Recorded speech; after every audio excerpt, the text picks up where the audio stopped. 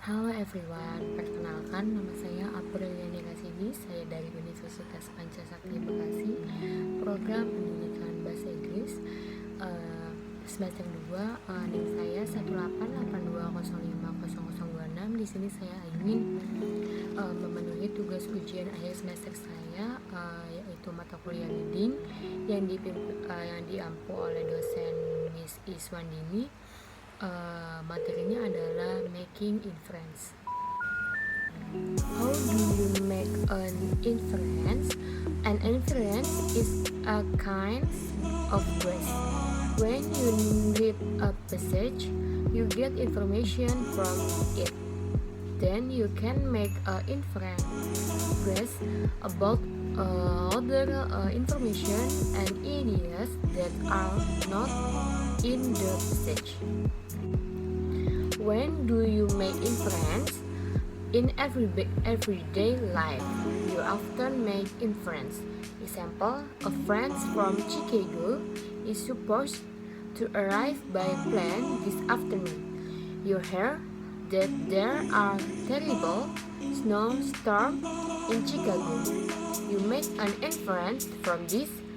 A plane will probably not be able to fly out of Chicago, and your friend won't come today.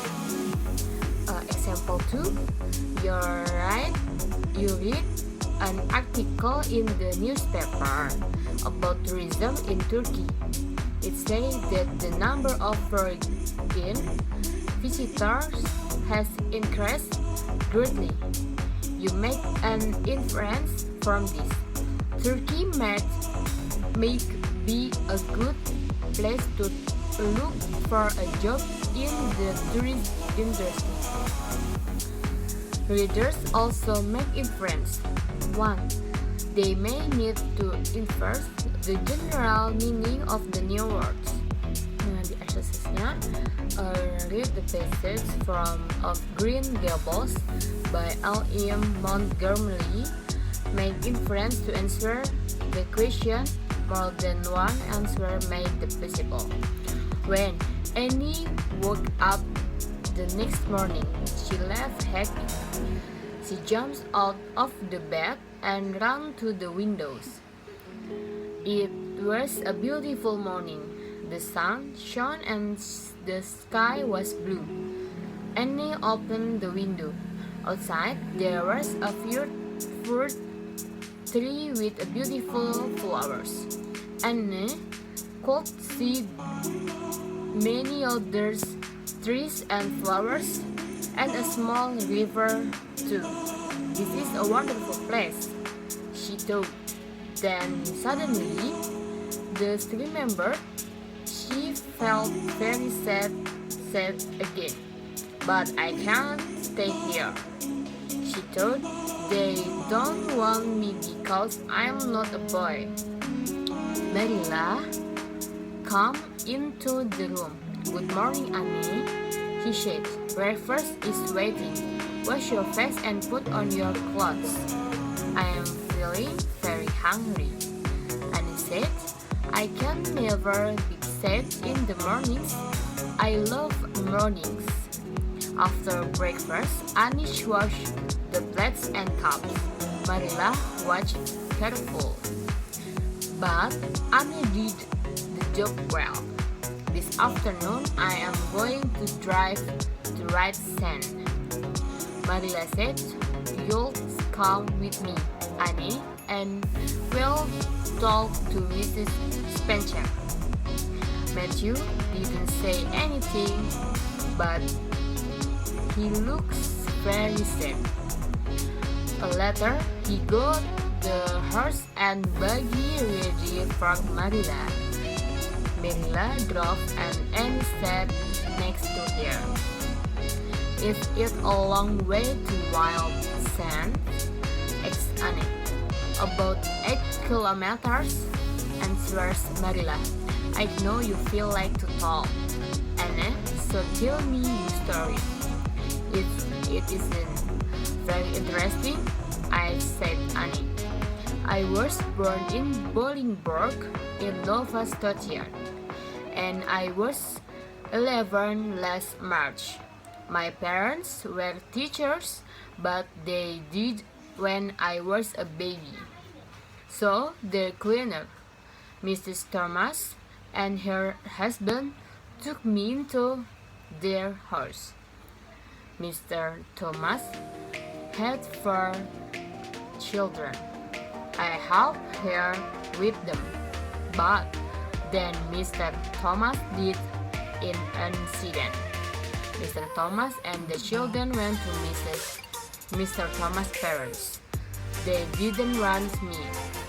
Then Mrs. Hammond, Mr. Thomas' friends, took me into her house. She had 8 children. They were very hard work. Then Mrs. Hammond moved away. I had to go to the orphanage because nobody wanted me. I was there for 4 months. The question 1. Where are those people? And 2. Are they? And 3. Do you think this takes place? And 4.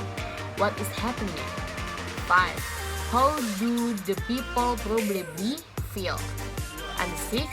What do you think will happen next? Let's go the answer of question number 1. Where are these people?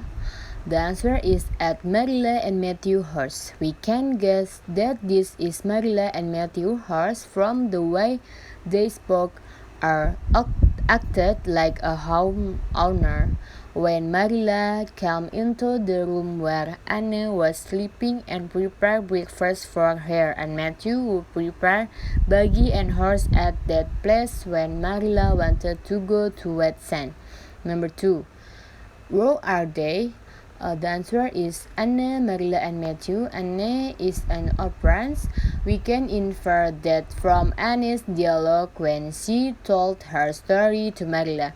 My parents were teachers, but they died when I was a baby, and also I had to go to the orphanage because nobody wanted me. Marilla and Matthew, they are men and women who live together who want to take a child from the orphanage to their home. But they wanted a boy child instead they get Anne or girl child. We can infer that from Anne's sentence when she wakes up. They don't want me because I am not a boy. Number 3. When do you think this takes place? The answer is in the morning and afternoon. The time setting in the morning can be found from the paragraph narrative. When Anne woke up the next morning, she left happy. The time setting in the afternoon can be seen in Marilla's dialogue.